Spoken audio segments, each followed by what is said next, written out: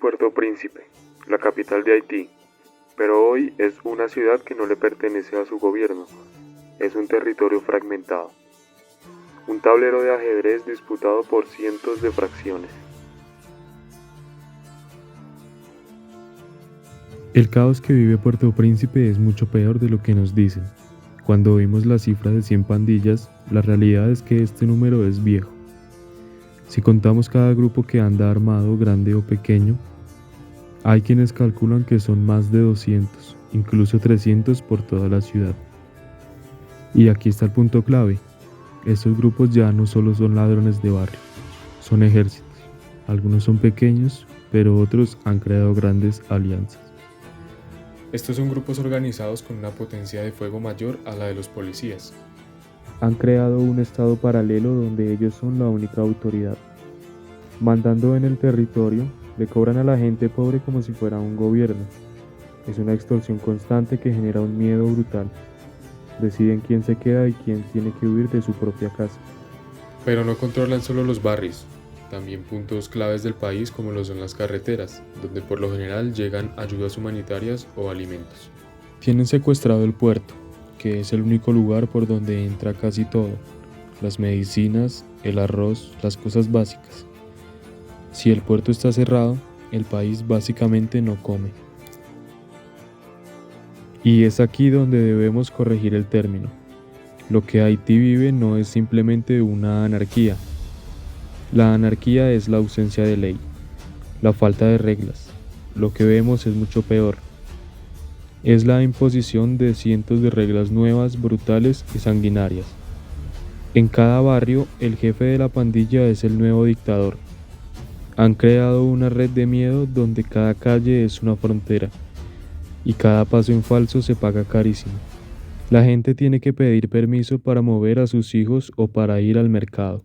Si cruzas la calle equivocada, si entras en el territorio de una banda rival por error, eso puede significar un secuestro, una paliza o una muerte inmediata. El caos tiene un sistema de terror. Con este panorama, donde el Estado fue expulsado y reemplazado por un fusil, la pregunta que resuena en todo el mundo es la misma. ¿Cómo se llegó a este colapso total?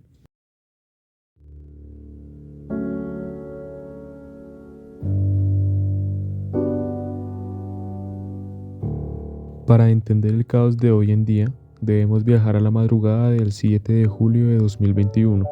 Es el punto de no retorno en Haití.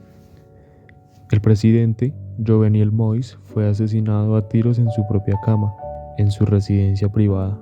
No fue un simple asalto, sino una operación de estilo militar, ejecutada con una precisión escalofriante. Los atacantes llegaron a la casa haciéndose pasar por agentes de la DEA. Se trataba de un comando de asalto compuesto por mercenarios extranjeros, en su mayoría exsoldados colombianos y hombres de origen haitiano-americano. Esto no fue un golpe de estado tradicional, donde el ejército toma el control. Esto fue un magnicidio, un encargo. En una nueva jornada de protestas contra Jovenel Moïse, miles de ciudadanos tomaron las calles de Puerto Príncipe, esta vez para rechazar la constante violencia y los secuestros en el país. Moïse ya era una figura polémica, gobernada por decreto, y la oposición exigía su renuncia. Su asesinato, sin embargo, no trajo claridad, tan solo trajo un vacío de poder muy grande.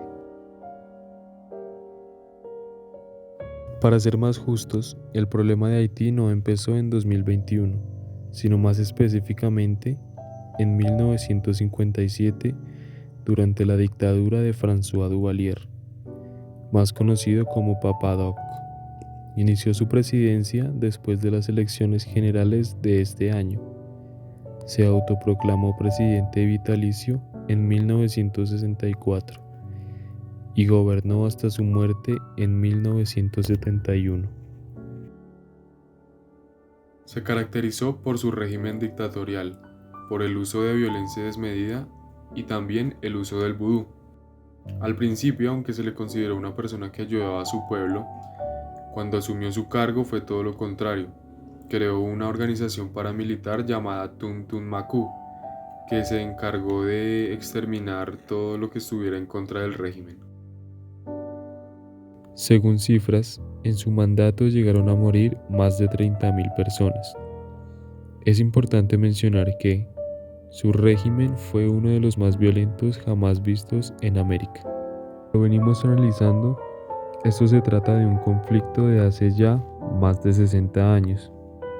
Lo que pasa actualmente solo es la huella de una sociedad consumida por la corrupción y la violencia de un gobierno que ahora no le pertenece a nadie. Si queremos profundizar en la raíz de la violencia en Haití, tenemos que mirar más allá de las armas y las calles. La verdadera causa está en la pobreza extrema.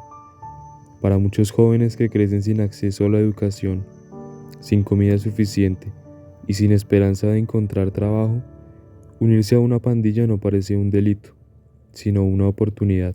Es la única opción que les ofrece algo de seguridad, dinero y respeto en un país donde casi todo les ha sido negado. Las pandillas terminan llenando el vacío que el Estado dejó hace mucho tiempo.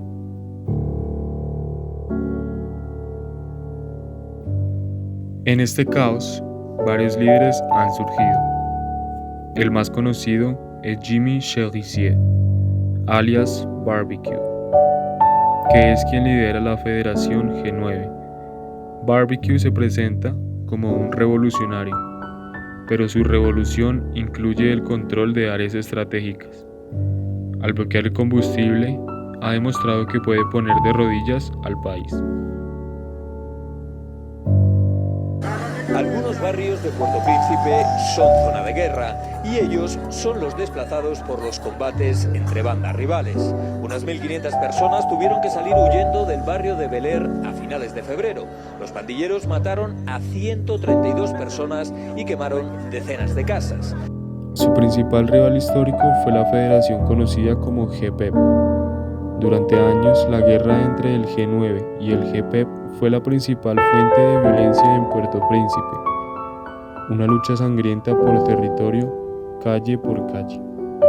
El ataque al principal aeropuerto de Puerto Príncipe se produjo en el contexto de la ofensiva coordinada por las pandillas a finales de febrero y principios de marzo de 2024, y en un segundo episodio posterior llevaron al cierre temporal de las operaciones del Aeropuerto Internacional Toussaint-Louverture. Se reportó que las pandillas dispararon contra un avión comercial que intentaba aterrizar.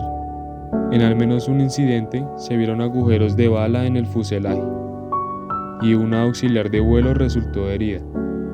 Varias aerolíneas internacionales como Spirit, JetBlue y American Airlines suspendieron sus vuelos al país y la FAA de Estados Unidos llegó a prohibir los vuelos al país temporalmente.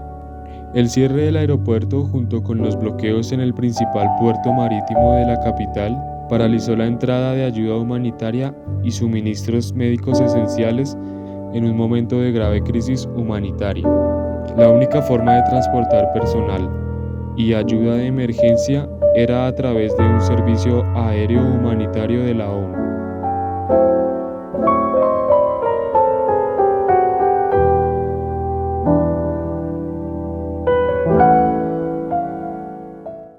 En medio de las batallas por el poder, ¿quién queda atrapado?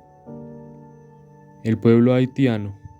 Más de 360.000 personas han sido forzadas a huir.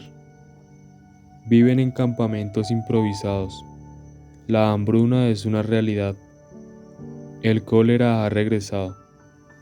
Ir a un hospital es un viaje suicida.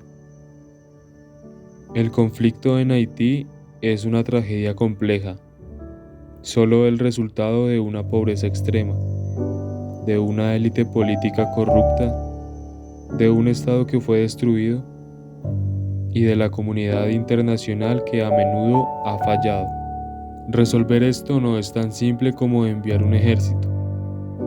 La solución real no vendrá de las armas, sino de la construcción de algo que Haití no ha tenido en generaciones.